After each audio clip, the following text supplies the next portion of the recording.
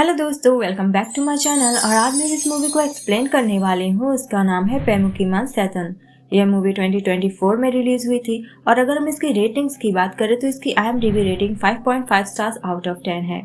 तो दोस्तों, अगर आपको मेरा मूवी एक्सप्लेनेशन वीडियो पसंद आए तो प्लीज से मेरे वीडियो को लाइक और मेरे चैनल को सब्सक्राइब करके मुझे सपोर्ट करें। तो देर नहीं करते और बढ़ते अपने मूवी एक्सप्लेनेशन की ओर।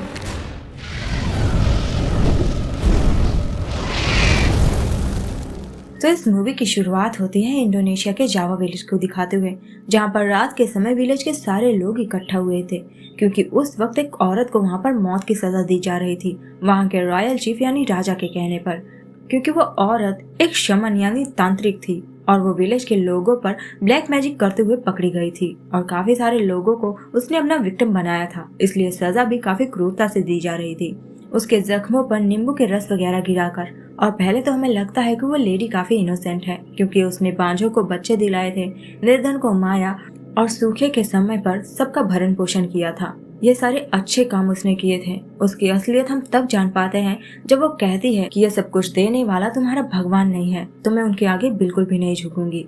और वो उन्हें उस हालत में भी धमकी दे रही होती है कि अगर उन लोगों ने उसे नहीं छोड़ा तो वो सारे के सारे लोग मारे जाएंगे और इंसानियत को वो खत्म कर देगी।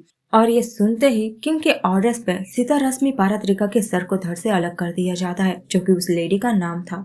और ये दृश्य देख पूरे गांव में भगदड़ मच जाती है डर के मारे। और ये दृश्य जो था वो राजाओं महाराजाओं के समय का था और अब जो हम देख पा रहे हैं वो मॉडर्न जमाने का दृश्य है, जहाँ पर हम मूवी के मेन कैरेक्टर आलिन को देख पाते हैं। आलिन काफी ज्यादा गरीब और बेसहारा थी क्योंकि उसके पेरेंट्स की डेथ भी हो चुकी थी, जो काफी ज्यादा एब्यूसिव थे उसके प्रति। और अब सिर्फ वो और उसका भाई ही बचे थे, जिसका पालन पोषण करने के लिए आलिन काम पर जाया करती थी, लेकिन फिर भी वो ठीक से एक समय का भी खाना अफोर्ड नहीं कर पाती थी। या तो वो खाती या तो उसका भाई, क्योंकि आलिन अपने फादर के कर्ज को चुकाने में जुटी हुई थी, जो पैसे उसके फादर ने कुछ गुंडे टाइप लोगों से ले रखी थी, जो आए दिन उसे परेशान किया करते।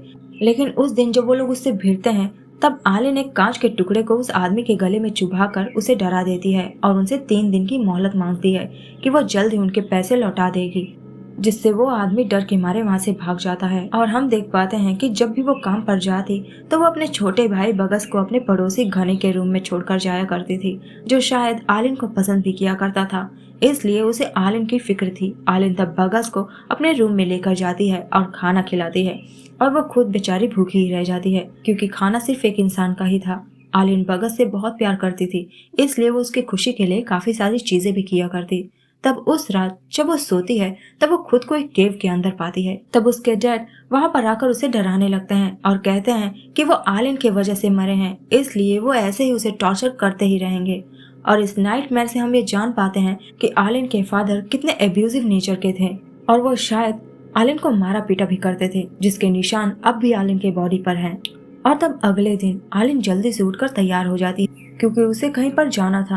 और आलिन कहीं जा रही थी लेकिन अपने काम पर नहीं, क्योंकि मेहनत करके कौन ही आगे बढ़ा है, इसलिए वो जा रही थी बड़ा हाथ मारने ताकि एक ही बार में उसका कर्ज उतर जाए। और इस कांड में उसके साथ जा रहे थे गनी, फितरा और जिया। ये तीनों एक पक्के मित्र थे और असलियत में तो ये तीनों ही जा रहे थे उस कांड को करने के लिए, लेकिन आलिन उन्हें ब्लैकमेल करके उन्हें ज्वाइन कर लेती है क्योंकि उसने सुन लिया था कि ये लोग चोरी करने जा रहे हैं। और इसलिए आलिन ने उनकी बातों को रिकॉर्ड कर लिया था उन्हें बार बार ब्लैकमेल करने के लिए, ताकि वो लोग डर के मारे उसे भी अपने साथ में ले लें। जिया एक एथलीट थी जिसे हार्ट की प्रॉब्लम थी और सर्जरी के लिए पैसे चाहिए थे क्योंकि वो अपने सपने पूरा करना चाहती थी। इसके बाद ये सब अपनी गाड़ी से निकल लेते हैं और भले ही फितरा और जिया आलिन को पसंद नहीं किया करते थे, लेकिन गनी की वजह से मजबूरन उन्हें ले जाना पड़ता है उसे। और ये सब तब अपनी गाड़ी से निकल लेते हैं एक पॉश मैंशन की ओर, जिनकी जानकारी उन्हें एक आदमी ने दी होती है जो शायद उसी घर में काम किया करता था, जिसने उसे बताया था कि फ्राइडे के दिन ये पूरी फैमिली कहीं बाहर घूमने जाया करती है, तो घर पूरी तरह से खाली ही रहता है। लेकिन बाहर खड़ी गाड़ी को देखकर इनके दिन में घर में घुसने की हिम्मत नहीं होती और इसीलिए ये लोग तब रात होने का इंतजार करते हैं दूर खड़े होकर। और तब गाड़ी में बैठे बैठे ही आलिन जब एक झपकी ले लेती है तब उसे फिर से एक नाइटमेयर आता है, जहाँ पर वो खुद को केव में पाती है और कोई इंसान उसके माथे पर हाथ रख रहा होता है और ये नाइटमेयर जैसे उसे आगाह कर रहा होता है कि वो घर के अंदर ना जाए, लेकिन पैसे चाहिए तो घर के अंदर तो जाना ही पड़ेगा चोरी करने। और चोरी जो थी ये सिर्फ ये तीनों ही करने वाले थे। जिया गाड़ी के अंदर ही रहेगी क्योंकि वो बीमार है और ये काम करने के काबिल नहीं है। और ये चोरी करने के लिए अपने साथ में वॉकी टॉकी भी लेकर आए थे कांटेक्ट करने के लिए, लेकिन आलिन के पास वॉकी टॉकी नहीं था। जिसके बाद ये तीनों गेट फांदकर घर के अंदर घुस जाते हैं और घर के सराउंडिंग्स में ही हम एक एमुलेट को लटका हुआ देख पाते हैं, जो एक अच्छा साइन तो बिल्कुल भी नहीं है। तो मैंशन के अंदर घुसने के बाद ही ये तीनों तय करते हैं कि सब अलग अलग कमरे में जाएंगे चोरी करने के लिए, और जो कुछ भी मिलेगा वो सिर्फ थोड़ा थोड़ा ही लेंगे ताकि घर वालों को शक ना हो कि घर में चोरी हुई है। लेकिन जब इन लोगों की नजरों में वैल्यूएबल्स पड़ते हैं, सबकी नीयत डोल जाती है। आलिन सारे के सारे एमरल्ड बैंगल्स और रिंग्स उठा लेती है, लेकिन फितरा जो था वो बस कुछ ही गोल्ड कॉइन्स उठाता है। लेकिन घानी ढेर सारे रॉयल वॉचेस देखकर खुश हो जाता है और पैसों की गड्डियों को देख वो सारी की सारी गड्डियां समेटने लगता है। लेकिन इस दौरान कबर्ड में उसे कटा हुआ सर दिखाई देता है, जो असलियत में सिर्फ उसका एक हेलुसिनेशन था। और ये सब कुछ घड़ी में 12 बजते ही स्टार्ट हुआ था। और आलिन को भी तब बगस वहाँ पर नजर आने लगता है और वो उसके पीछे भागने लगती है, जिसमें कोई सेंस ही नहीं था। और फितरा भी तब मिरर में अपने रिफ्लेक्शन को देखता है, जिसके पेट को चीर कर एक फीटस बाहर आ रहा था। और तब ये तीनों ही इन इंसिडेंट से डर चुके थे। और यहाँ आलिन का पीछा करते हुए गनी भी उसके साथ में बेसमेंट तक पहुँच जाता है, जहाँ से उसे तगड़ी बदबू आ रही थी, क्योंकि नीचे जैसे कोई रिचुअल किया जा रहा था और वहाँ पर काफी सारी डेड बॉडीज भी पड़ी हुई थी। लेकिन वहाँ पर एक जिंदा लड़की भी थी, लेकिन उसके हाथों पैरों को बांध कर रखा गया था और उसके चारों ओर अभिमंत्रित कीलें गड़ी हुई थी। गनी तब उसे देखते ही उसकी मदद करने की और वह तुरंत ही अपने वॉकी टॉकी से जिया को कांटेक्ट कर गाड़ी तैयार रखने के लिए बोलता है, जो काफी दूरी पर खड़ी थी। लेकिन आलिन का विश्वास डगमगा रहा था। वो उस लड़की को फ्री करने के लिए सोच विचार कर रही थी, लेकिन घनी काफी साफ दिल का था। वो उसकी मदद करने के लिए एक बार भी नहीं सोचता, क्योंकि घनी के पूछने पर वो लड़की बताती है कि वो उसे सेक्रीफाइस करना चाहते थे और ये कौन है ये वो नहीं जानती। और इस लड़की का नाम था सुकमा। और घनी को ये बात सुनकर उस पर दया आने लगती है। तब घनी जैसे ही उसके हाथों को फ्री करने की सोचता है, उसके हाथ ही जल जाते हैं। इसलिए आलिन उन रस्सियों को कुल्हाड़ी से काट कर सुकमा को फ्री कर लेती है। और जब वो उसे ले जाने लगते हैं, हम एक आदमी को वहाँ पर बैठा हुआ देखते हैं दीवार के पीछे, जिस पर इनकी नजर तो बिल्कुल भी नहीं पड़ती। और इसके बाद जब ये लोग घर से बाहर निकलने की सोच ही रहे होते हैं, वो देखते हैं कि सारी की सारी एंट्रेंस बंद हो चुकी है और जैसे वो घर एक गुफा के अंदर है। और फितरा जब बाहर नहीं जा पाता तो वो फ्रस्ट्रेशन में तोड़फोड़ करने लगता है और गुस्से में एक गैस सिलेंडर ही ब्लास्ट कर देता है कि क्या पता यहाँ से एंट्रेंस बन जाए। लेकिन फिर भी वो दीवार नहीं टूटती, शायद अंबुजा सीमेंट से बनी थी। और इसके बाद फ्रस्ट्रेशन में फितरा इन सब का इल्जाम आलिन के ऊपर डालने लगता है कि ये सब कुछ इसी की वजह से हो रहा है। इतने घरों में हमने डाका डाला, कभी हम इस तरह से नहीं फंसे। और शायद वो इनडायरेक्टली आलिन को एक बैड लक सिग्निफाई कर रहा था। और छीना झपटी के दौरान आलिन के बैग से वो सारे बैंगल्स गिर जाते हैं और फितरा तब इतने सारे बैंगल्स को देख कहने लगता है कि मना करने के बावजूद इसने इतने सारी चीजों को चुरा लिया। तब आलिन अपनी सफाई में कहने लगती है कि मैं तुम्हारी तरह एक प्रोफेशनल चोर नहीं हूँ और मैं ये पहली और आखिरी बार कर रही हूँ। मुझे सिर्फ इस वक्त पैसे चाहिए और मैं पूरी जिंदगी चोरी करके नहीं जीना चाहती। तब गनी सबको किसी तरह चुप कराता है, क्योंकि उन सबको बाहर निकलना था। और क्योंकि सुगमा बार बार बेहोश हो जा रही थी और उसकी तबीयत खराब थी, इसलिए घनी उसके पास ही रुक जाता है और फितरा और आलिन बाहर निकलने का रास्ता ढूंढने जा रहे थे। तब जाने से पहले फितरा घनी के प्रोटेक्शन के लिए उसे एक नाइफ देकर जाता है और ये दोनों तब घर का पता लगाने के लिए जाते हैं कि क्या पता कोई नक्शा वगैरह मिल जाए इस घर का। और इस दौरान उन्हें एक फैमिली फोटो नजर आती है और एक फैमिली ट्री भी, जिसे तभी समझा जा सकता था अगर इंसान को जेमेनिज लैंग्वेज पढ़नी आती हो, जो एलन को तो बिल्कुल भी नहीं आता। पर फितरा जावे में पढ़ा लिखा था तो वो ये सब कुछ पढ़ लेता है। तब उसे ये पता चलता है कि सुकमा तो इसी फैमिली की एक मेंबर है जो क्लीव ऑन फ्राइडे के दिन पैदा हुई थी, ठीक उसी दिन जिस दिन इनकी फैमिली की मेन एंसेस्टर पैदा हुई थी। और फैमिली की मेन एंसेस्टर थी सीता रासमी पारात्रिका, वही शमन लेडी जिसे मूवी के स्टार्टिंग में पनिश किया गया था। और इन दोनों के सेम टाइप के कैरेक्टर्स थे, नक्षत्र और टाइमिंग्स भी मिलते जुलते थे।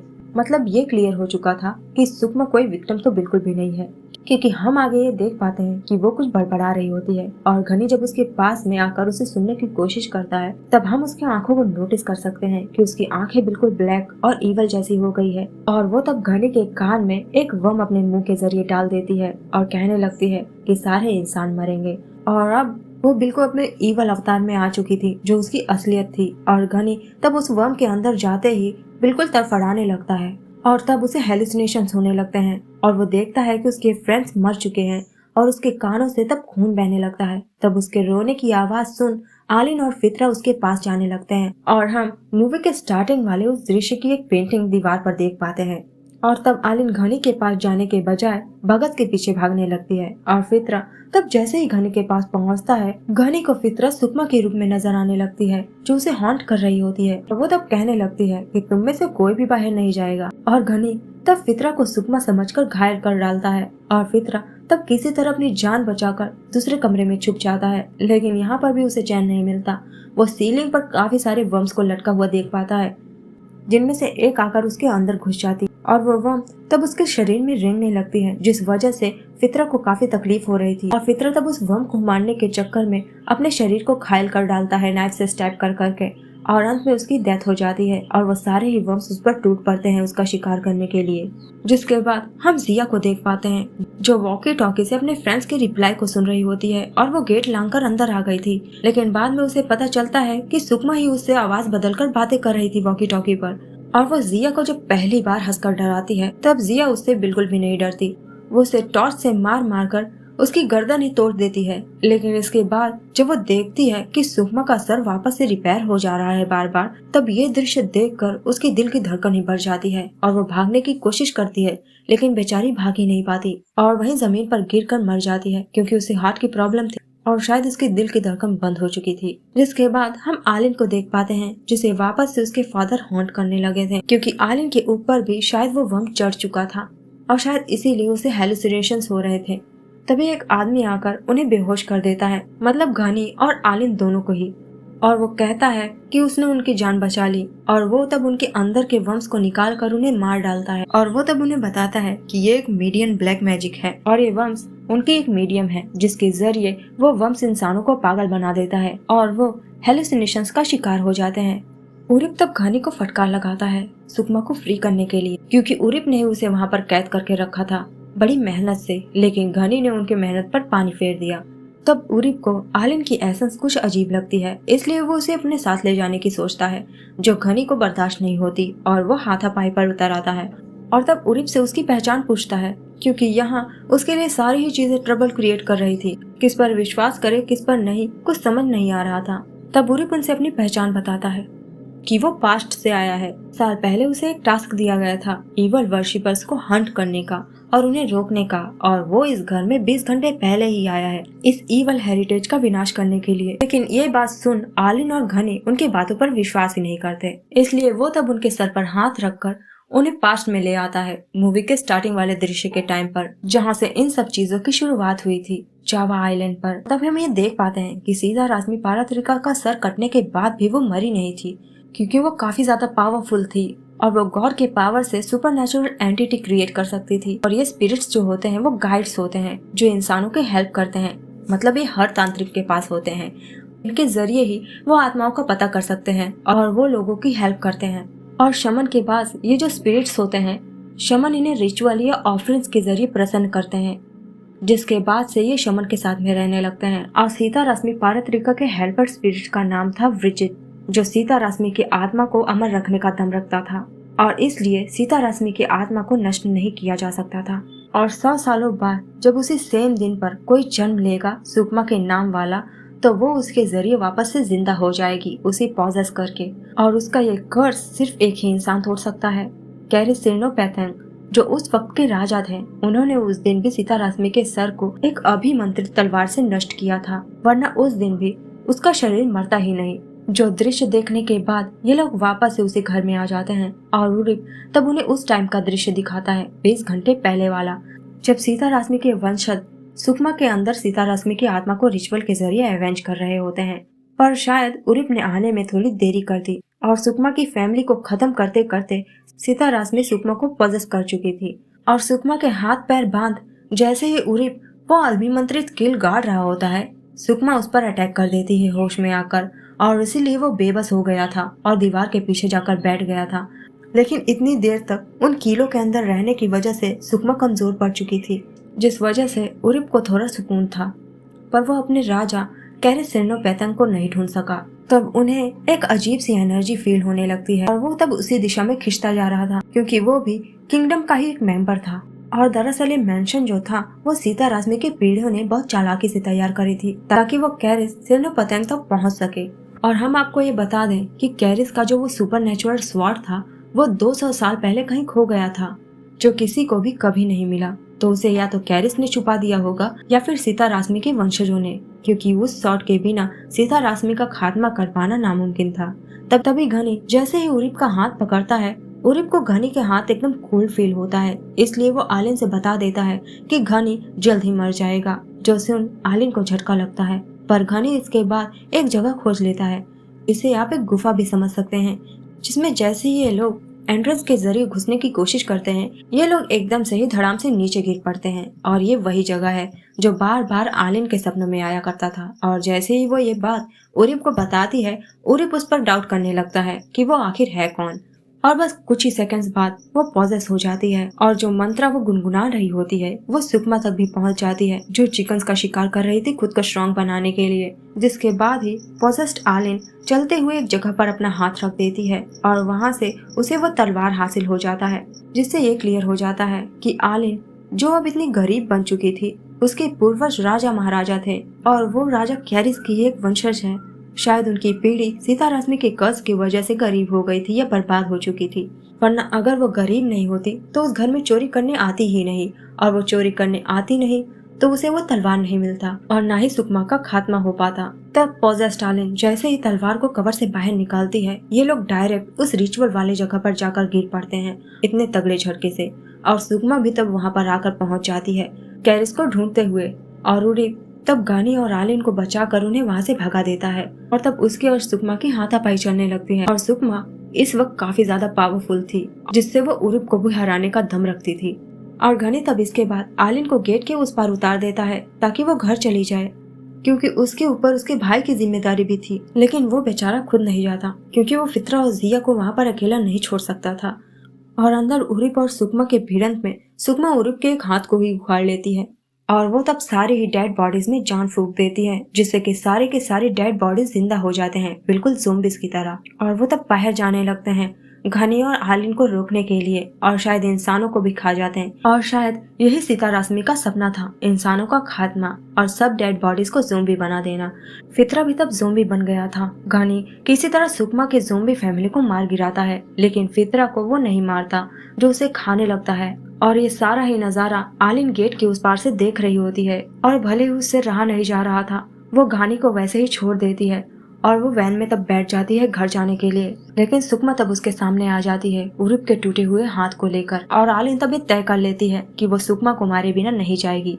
और वो तब सुकमा को खत्म करने के लिए उसके ऊपर गाड़ी चढ़ाकर उसे पेड़ में चिपका देती है। और इसके बाद वो घनी को बचाने के लिए आती है। बाकी सारी ज़ोंबीज को वो उस तलवार से मारकर खत्म कर डालती है, लेकिन घनी आलिन को फित्रा को नहीं मारने देता, भले ही वो उसे हर्ट कर रहा था। अभी सुकमा को हम देख पाते हैं जिसका पेट वेद अतड़िया वतड़िया बाहर निकल चुकी थी, लेकिन फिर भी वो अपने पावर से प्लास्टरिंग करके आलिन को खत्म करने के लिए दौड़ पड़ती है। और उनके बीच में तब काफी देर तक हाथापाई चलती है, और जब वो आलिन से जीत नहीं पाती उस स्वॉर्ड की वजह से, तो वो अपने वंश का इस्तेमाल करती है और आलिन के फादर के रूप में उसे हॉन्ट करने की कोशिश करती है। और तब उसके हाथ से वो तलवार छीन लेती है, लेकिन वो उस तलवार का इस्तेमाल नहीं कर पाती आलिन को मारने के लिए, क्योंकि उस तलवार को छूते ही उसके हाथ जलने लगते हैं। लेकिन फिर इसके बाद आलिन दोबारा से उठती है और वो नहीं डरती, और फिर वो अपने आखिरी वार में सुकमा के सर को धड़ से अलग कर उसका खात्मा कर देती है। और सुकमा के मरते ही उसका स्पेल खत्म हो जाता है और ज़ोंबी बने फित्रा और घनी तब शांति से मर जाते हैं। और तब जाकर आलिन का वो काम पूरा हुआ। सीन तब शिफ्ट होती है और तब हम आलिन को देख पाते हैं जो उस मोटे आदमी के मुंह पर पैसे फेंक कर मारती है।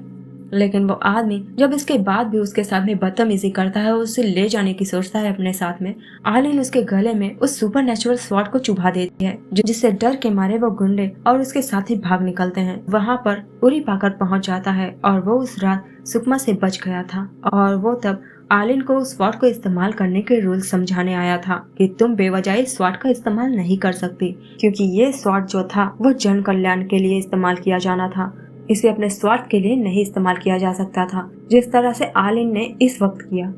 और ये सिर्फ ईवल का खात्मा करने के लिए इस्तेमाल किया जा सकता है। जिसकी जिम्मेदारी अब आलिन के ऊपर थी। और इसी के साथ ये मूवी यहीं पर एंड हो जाती है। तो मिलते हैं नेक्स्ट वीडियो में, तब तक के लिए goodbye, take care and thanks for watching.